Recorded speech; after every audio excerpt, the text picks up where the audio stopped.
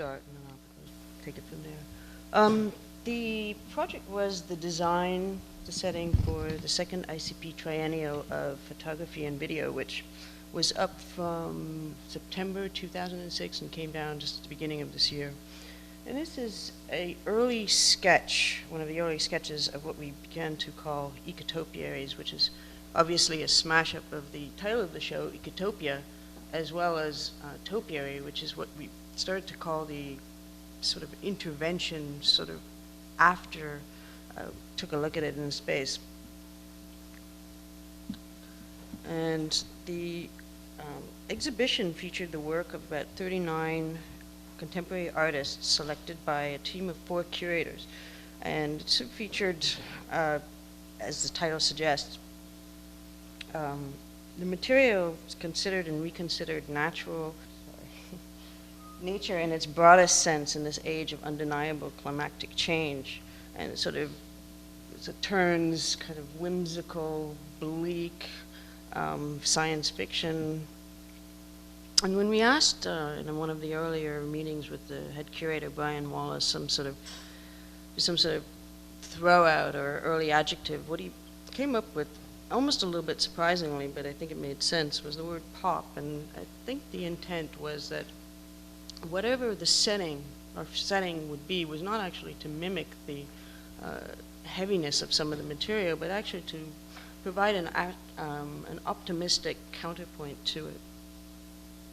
And immediately what we started to do was to actually, or what both the material did and the material of the exhibition, as well as the space in which it was, sort of inspired looking at forms of natural growth that occur despite or in spite of the odds, cellular structures, suburban lawns and astroturf, which you can sort of imagine as some kind of utopia, recycled materials, as well as forms that express a kind of outward force.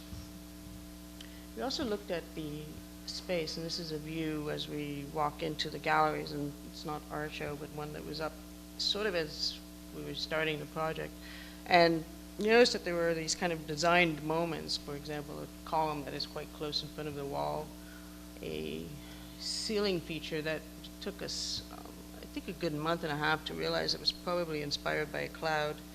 And these windows, or rather this pane of windows that actually faces south, they're frosted, but yet they're always closed in every single show for conservation reasons.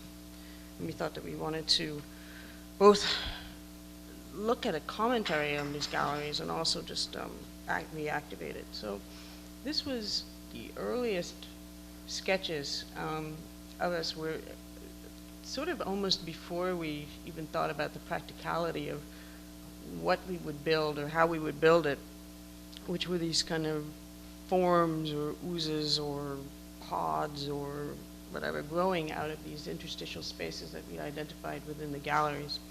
And, you know, it really was perhaps a little naive in the sense that we had no idea at the time how we would make these or what they would be made out of, but we did know that they had to be installed within the installation window of approximately 2 weeks, and with a limited budget, and usually using the ICP crew, which is comprised with some skilled carpenters, but generally art installers. Around the same time, the graphic identity was being developed by our collaborators around the project management design, and what they sort of took is what they termed a ugly font. I won't go into details of what that means because I don't really know, but an ugly or plain font, and rendered it floral or optimistic by its treatment and setting it against a backdrop of acidic or toxic yellow. For our part, what we started to do was to, you know, obviously the client really liked this initial gesture, and we then said, well, how are we going to make this? And in the speed, both to develop the project and also in a materially relevant manner. And we went through a series of both looking at the skin. On the top row shows some recycled inner tube tire things, models that are generated on the computer of looking at the forms, bean bags, tent structures, and then in the lower left, foam. And out of all of this process, what we determined is that we didn't want to get involved in generating a surface geometry, nor did we necessarily want to make it out of a fabric or a pattern, because inevitably we would run into tolerance problems with the pattern, and we would get wrinkles at the moment in which the intolerance of the pattern met the physical world. And then the surface of inner tubes, although we generated some excitement, we realized that it would literally take us years to actually make the amount of the square area that we needed. So we started looking at foam, which was lightweight, fast, easy to put together, but this also posed some problems in that it was A, ugly, and B, it didn't decrease, it didn't shut out the noise. I don't know if I mentioned that these pods were actually supposed to house, the program for these pods were to house the audiovisual works. And to present the idea to the client, and also work with these 4 curators who were at the same time moving all of the artworks around, which was really going to be a kind of an endless process, including all the way up to installation. We generated or thought about our installation in a manner that was free from their desire to move artwork around, and also to present where these forms would in fact exist in the gallery. And we carved them out of an acoustical foam that we happened to have in the shop, which was really the best and efficient way to communicate this very, very rough idea of making these forms out of some kind of an aggregate.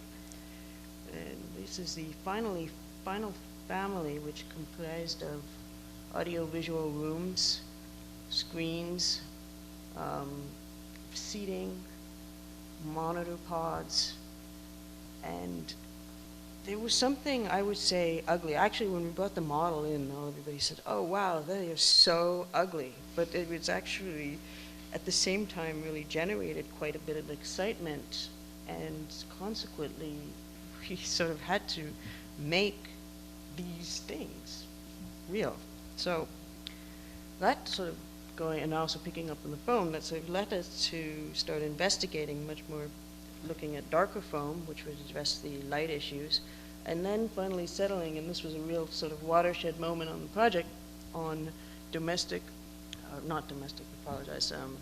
plumbing and heating insulation, which is a product that replaced asbestos, is petroleum-based, non-biodegradable, so it has this kind of toxic undertone, yet at the same time could potentially be 100% recyclable. And the company in Germany, that is the parent company, does this. The American subsidiary does not. And at the same time, it came in a variety of diameters, was easily assemblable, stapleable, reconfigurable, and consequently started to look at ways in which we could start assembling this as an aggregate. This on the right is one of the earlier prototypes of the large audio-visual pod, where, because the material came sliced, we started just, it was a way to actually get an aggregate or a woven surface very, very quickly. And on the left is some of the materials we used. In the end, all of the different interventions use different structural processes and ideas, and what we will present is 2 of the final versions. On the left is what was the final surface unit for the smaller audiovisual pods, which were created by pushing the foam of a particular diameter through animal netting. The amazing thing about it also was how the material began to work for us, in the sense of that we were able to get the foam so dense that the panel curved outwards, giving it a more structure, but also began to express a kind of a volume without us having to create a separate structure to hold all of it up continuously. This is a process of mass production, which ended up involving just about anybody and anyone we could get to do it, including, because it was, I mean, it really addressed the unskilled labor issue. However, it was labor intensive and involved ICP interns. They were great about it, and as I mentioned, anyone would do it. This is the way This is actually the structural proposal for the last intervention that we made, or the last pod that we built. And at this point, we were running out of time quite quickly. But also, we recognized that we could do something as simple as taking our study model, slicing it up on the bandsaw, scanning it, and then getting it to be CNC milled. And this took about a day and a half, as opposed to any kind of computer-generated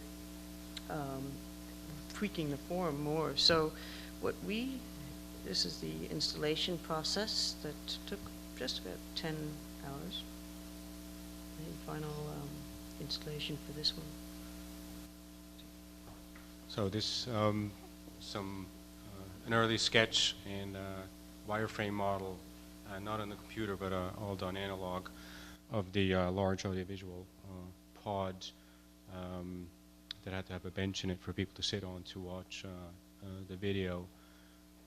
So here too, this was one of the first ones that we made. We knew it was the most difficult one, to try and figure out how to actually make this again in a way that would be fast, cheap, and yet would express some of these ideas that we had early on. It would have to block the light, absorb sound, and of course look the way that the model looked like that we originally presented to the client that we somehow committed to.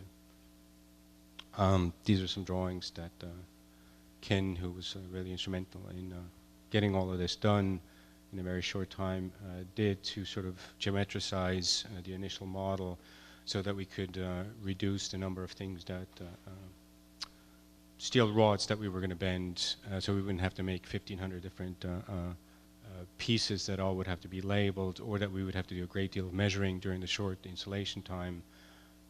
We sort of tried to figure this out in a way that we could just bring it there and measure once and then put it all together in a way that fit into this very tight configuration, addressing the column, the wall, the ceiling, and the beam, and get the sense that the whole thing was really wedged in there as a whole thing.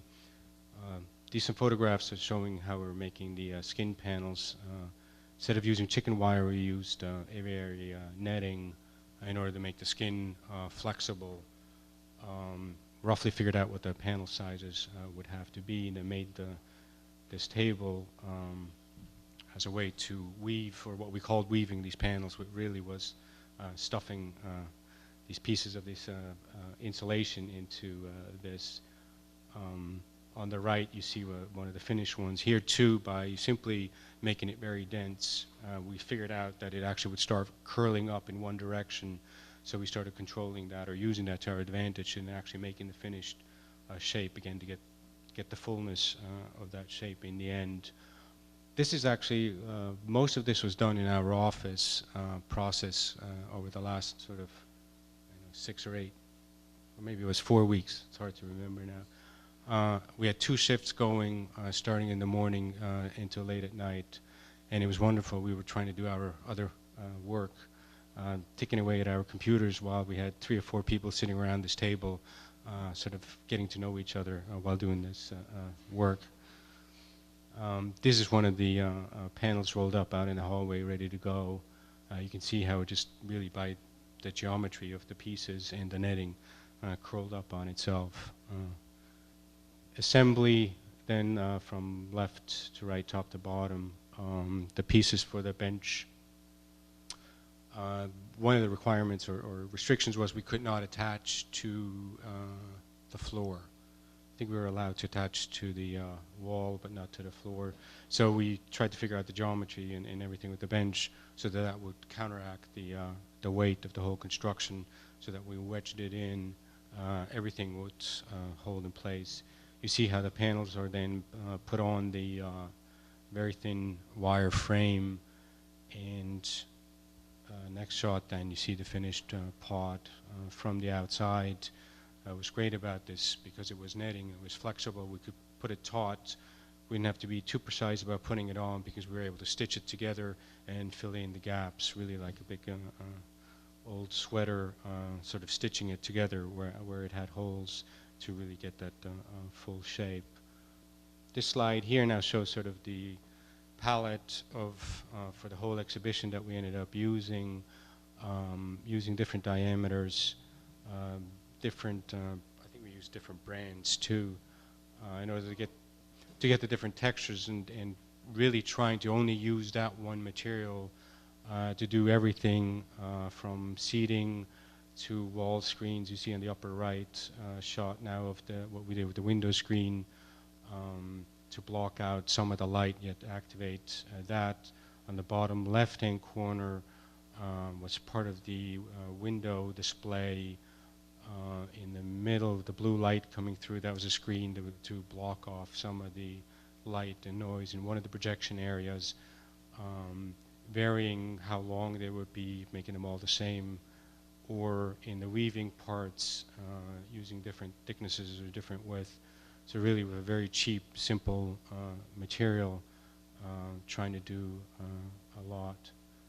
Here now just some more final shots of the final project. View at the entry with the graphics by management design. The sort of one of the features squeezing out between the column. It actually had a monitor embedded on the other side. So somewhere between a dark cloud and sort of a pop, almost cartoonish rendering of maybe something very scary. On the left, then you see the window with how it diffused the light. Here, this is the view of the stair going down. And then another installation shot, sort of a panorama showing two of the features on the right. Now you see the entrance to the larger pod, and you sort of faintly can make out the video on the inside. So those are, the one on the left is the one we showed you earlier that had the wooden structure. So for us, the whole thing, I think looking back, these were two out of several. It really became a discussion in the office about, well, partially about what is sculpture, how do you make these forms in an analog way, how do you make skins, etc. It was actually wonderful then to sort of see this built argument and how many different ways we could actually try and do the same thing and always using the same material. Another shot of the final large pod. This was the screen of the projection room, so nicely filtering out the light and some of the sound. And here on the left, the shot at the opening night, which was wonderful to see sort of people standing around talking and sort of slowly moving up towards one of these pods and started, while talking, trying to pat the thing when nobody was looking. So it was wonderful to see people really appreciate the tactility of the whole thing. And because it was not precious at all, it was fine for people to do that.